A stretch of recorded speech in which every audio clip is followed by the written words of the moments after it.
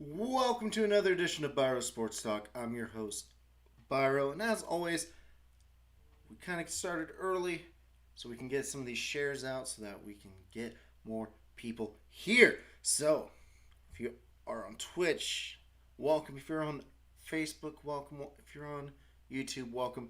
As you can see, listed down below, we are on all the platforms: Twitter, YouTube, Facebook, and Twitch. Uh, if Twitch gets enough following, we will be posting more videos. But until then, you go once a week, Thursday, 7 p.m., half hour to 40 minutes of nothing but sports. Yes, that's right. And anyone who pretty much listens to me right now is amazed that I talk so much. So, anyways, let's go ahead and dive right on in. Big talk of the town right now. Russell Wilson just fueling the fires. A lot of talk that he loves the Bears. Just a lot of talk right now. We're still early. The year doesn't really start till later. There we go. And yeah, so there's a lot going on. But before we dive fully into football, let's talk about some college basketball. Yes. So basketball, like always, is going on right now. The biggest change for this area is the local teams being knocked out. So the local teams are finally out around here. There are some nearby adjacent teams. Yes, that's exactly how I worded that. But we're going to talk about college basketball. So right now, looking at I believe it's Joe. Yes, Joe Lunardi. We're talking top overall seed, first team out, last team in. Right now, they say Gonzaga is number one. Everyone believes that. Seton Hall is the first team out, and Boise State's the last team in. So let's look at this. So on the bubble, here's the bubble talk. Last four buys: Louisville, Rutgers, Georgia Tech, VCU. Last four in would be Drake, Michigan State, Xavier, and Boise State. The first four out. This is interesting because Duke is listed there with Utah State, St. Louis, Seton Hall. And the next four out: Syracuse, SMU, Memphis, Ole Miss. The fact that Duke is being considered is a surprise. So right now, looking at the four number ones, you got Michigan, Illinois, Gonzaga, and Baylor. Your number twos currently: Alabama, Iowa, Ohio State, Houston. I'm okay with that as well. I don't have a lot of issues with a lot of these teams. I know a lot of the people are hoping to open up more of the automatics to the little guys. We're looking, and that's kind of what we're seeing for the most part. But the Big Ten, of course, gets a lot. So, because I'm so gracious,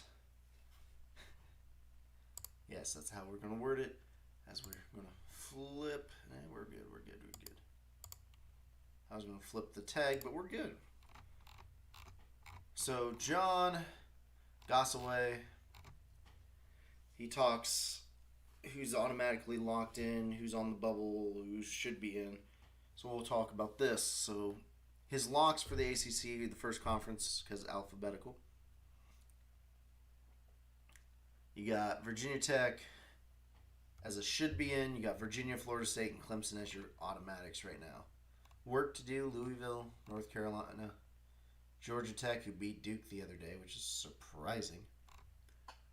Duke, who's also struggling. Oh man, I think it's this right here. Yep, there we go.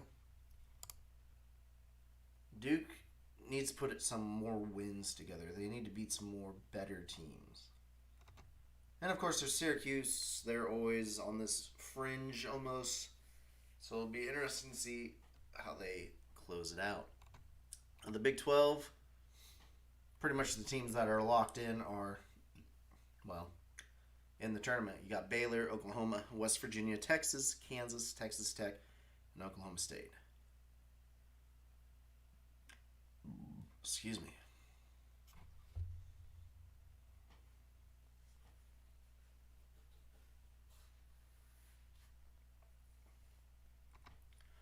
From the Big East, you got Villanova and Creighton right now. Should be in. You got UConn, which it's been a while. They've struggled mightily. They're going to get a lower seed, but at least they're going to be in more than likely. Work to do. You got Xavier, who's traditionally in. Seton Hall, who's basically been in, but you'll have to see if they can close it out. Now, the Big Ten. Now, this one's interesting. This is where you're going to get most of your bids this year. So you got, of course, Michigan, Ohio State, Illinois, Iowa, Wisconsin, and Purdue considered locks. Maryland should be in. Work to do. You got Rutgers, Michigan State, and Indiana. Michigan State's interesting. They are getting wins like they do, but they're just not as dominant as they've been. Rutgers is also interesting because Rutgers is usually not very good. And Indiana is falling apart when they should do better than what they're doing. Pac 12, you got USC and Oregon as locks. Should be in. You got Colorado, UCLA. And honestly, they will be in because Pac 12 having few in is kind of weird. I mean, normally you also have Arizona, maybe an Arizona State, but those four, I think those four will be in. SEC got Bama, Arkansas, Tennessee, Missouri, Florida. LSU's a should be in, and I agree. I think LSU will be an 8 or a 9 and finish it out. The American, you got Houston for sure, but they have a lot of work to do. Wichita State, they could do well if they make it to the title game. SMU, it's been pretty good basketball-wise. Memphis, they got pretty much robbed of last year's tournament and looking to be in the field this year.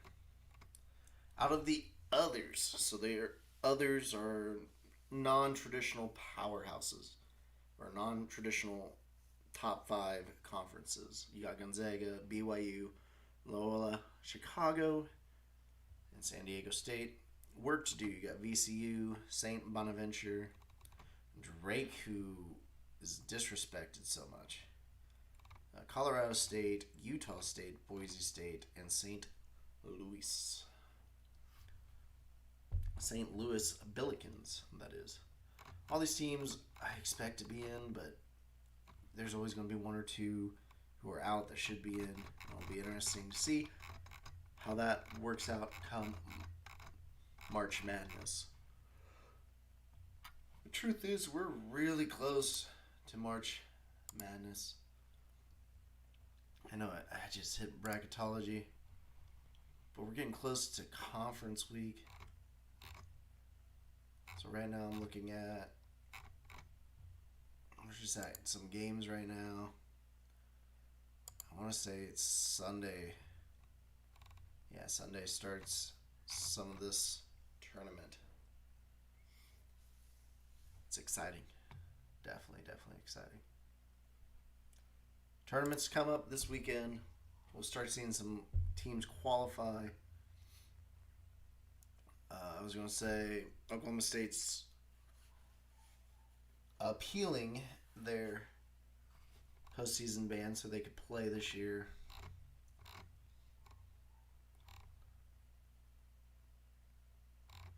But it'll be interesting to see who makes it to the tournament. Let's talk open jobs in college basketball and how this plays out. So Jim Christian, who was at Ohio University, just got the boot for Boston College. So Boston College is open, Penn State, Fordham, and New Mexico. Others currently open: Albany, Denver, Northern Illinois, Portland, Tennessee, Martin, Texas State, UC Riverside. Oh boy. UTRGV. Don't know that one, but I'm intrigued. Jobs expecting to fire their head coaches: DePaul, Iowa State, South Carolina, Minnesota, Arizona, Kansas State, Miami, Indiana, Utah. Teams that are struggling but would be surprising to fire: Notre Dame, Vanderbilt, Marquette, Washington, Oregon State, Northwestern, South Florida, SMU, Stanford, and George Washington. 3 more to keep an eye on: George Mason, Indiana State, Illinois State.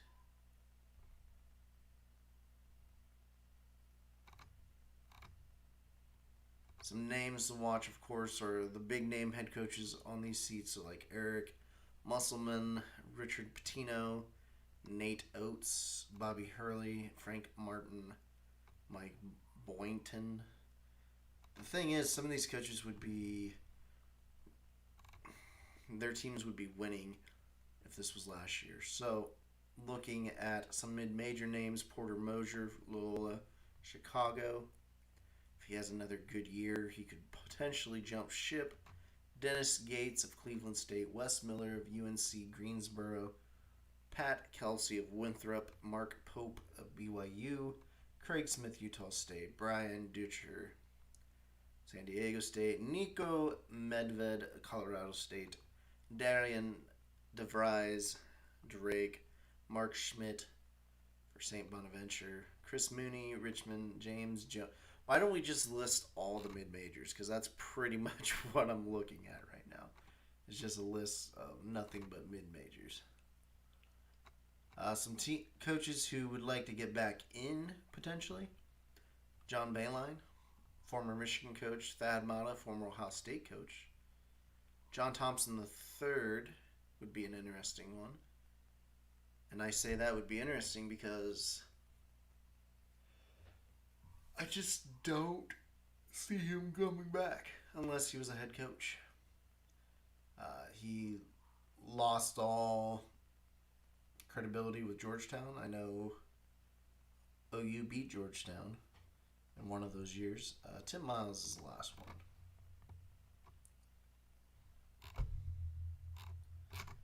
But there you go.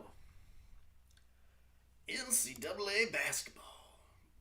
But tonight, more is going on tonight. So not only is there a lot of college basketball games, you got the NBA All-Star Draft. Yes, you heard that right. All-Star Draft. Ooh, excuse me. It will be interesting to see who picks who. If LeBron does what he... Speaking of LeBron, and because it happens to pull up, he released some pics of the NBA Jam, NBA Jam. Wow, that's a video game. Space Jam: A New Legacy sneak peek. I gotta say, I'm a little disappointed in some ways.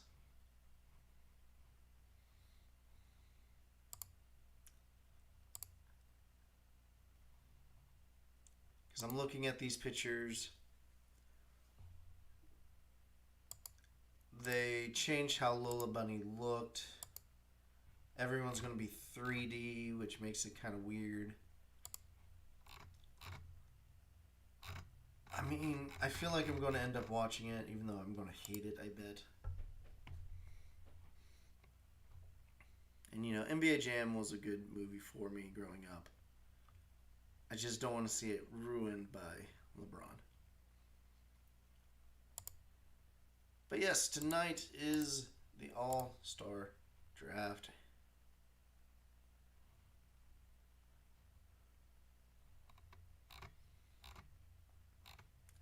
There's been issues. I don't know. I was going to say there's been issues with refereeing, but there's always issues with referees. I know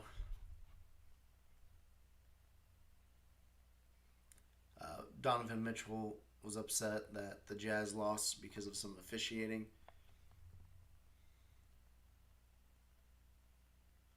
But that's it for the NBA. Woo-hoo. Actually, let's dive into the standings. So see where the NBA is at All-Star Weekend. I mean, you got the 76ers leading the East, Nets second, Bucks third, Celtics fourth. Knicks are five, which is great. I was going to say everyone's ecstatic that the Knicks are doing well.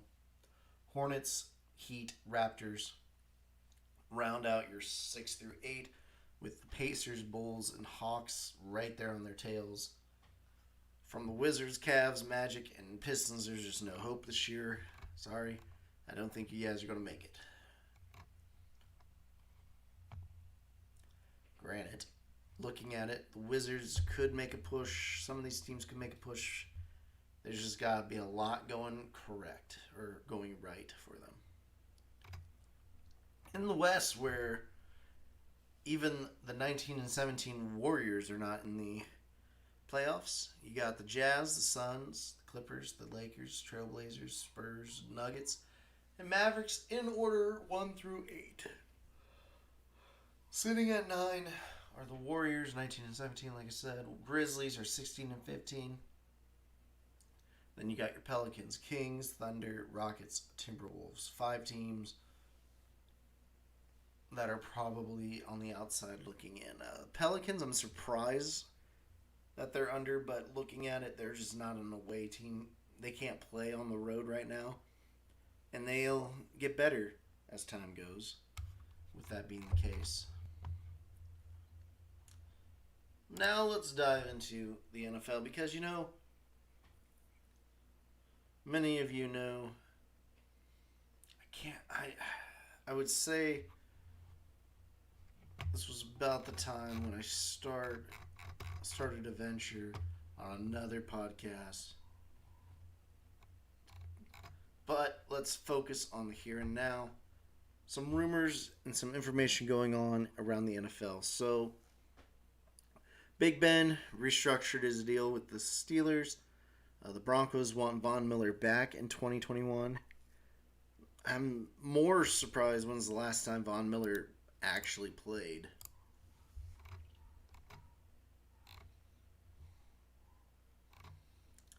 Because I'm actually going to look. Oh, excuse me. He was the MVP in the Super Bowl that Peyton Manning won for the Broncos.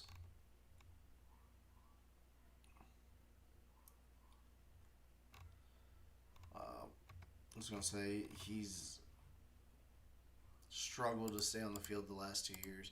But he could probably be still a dominating team. Or dominating player, sorry. So now we're going to look at free agents and matching up for all 32 teams. So let's go in order of alphabet by city. So we got Arizona. They think Juju Smith-Schuster would be great, and I agree. He's young. He can be a number 2 behind DeAndre Hopkins and shine again. Last time Smith-Schuster shined so bright, he was underneath Antonio Brown. You're kind of looking at the Cardinals getting Naquan Bolden for Larry Fitzgerald again, or vice versa. But I like the Juju Smith-Schuster pickup idea. For the Falcons, Shaquille Barrett, I don't see him leaving Tampa Bay, but he would be a good defensive pass rusher because Falcons need some solid defensive players. The Ravens, Corey Davis. Corey Davis was a surprising player in college. He's been a solid player in Tennessee. You can get Lamar Jackson as many weapons. I feel like he's still going to not spread the ball around very well or get the ball out very well. I do like this as well. So for the Buffalo Bills, tight end Jonnu Smith. Just gives you a player who can produce at the tight end position. Excuse me. A lot of the issues or concerns is Josh Allen continuing his success. You look at adding a tight end, he has a bailout option a lot. A lot of people use running backs, but for the Bills, this tight end, Janu Smith, very good player. He would add another threat for that passing offense. The Panthers, you got Hunter Henry. He's a very good player as well. Like I said, can't really say anything bad about him. Chicago Bears, Levante David from the Bucks again. I don't see him leaving. Roquan Smith is pretty good. Danny Trevathan might be getting up there in age. That is what they're trying to say David would be good for, but let's be honest, that's not what the Bears need in free agency. Cincinnati, Will Fuller the fifth. Get another weapon for Joe Burrow. Burrow has some great accuracy. You got Tyler Boyd. If AJ Green walks, that's a perfect fit. Younger player. It'll be interesting. The Browns, Desmond King helps their defense, helps keep teams off the field. Corey Linsley, center for the Cowboys, which would just help keep Dak on his feet or whoever is going to be the quarterback. Wink, wink. I really think Dak's staying, but you got to live up for that. Denver Broncos, you got guard Joe Thuney. He's the ideal free agent candidate. That is what I'm reading off currently. Detroit Lions, you got safety Anthony Harris. Packers, I don't like this for them either. They say running back Chris Carson. Carson's been relatively good, but you still have Jamal Williams, and you could still get Aaron Jones back. The Texans, they say safety Justin Simmons from the Broncos. Colts, Jadeveon Clowney. Clowney's got to fit somewhere. That's the problem. And he's not old. He's still he's relatively young. It's just interesting. Chris Godwin for the Jaguars, which makes sense. Get a weapon. More weapons. Kansas City Chiefs linebacker Matt Milano. Okay. Bolster a defense that was a little more consistent this year than last. The Raiders get a corner, which they kind of desperately need. A solid corner. They have okay corners, but they need good, solid corners. William Jackson III from the Bengals would be that. Trent Williams, that's interesting. He would be an interesting tackle for the Chargers. Keep Justin Herbert standing. Jayon Brown, linebacker for the Titans, looking for the Los Angeles Rams, could be interesting. T.Y. Hilton to the Dolphins could be interesting. Just not used last year, I want to say. Might have. It was really weird that he was not utilized as he had in years past. But he would be an interesting fit for the Dolphins. The Vikings guard Brandon Scherf from Washington. Got to keep Kirk Cousins on his feet. Makes sense. Patriots going with Jameis Winston. That will be interesting.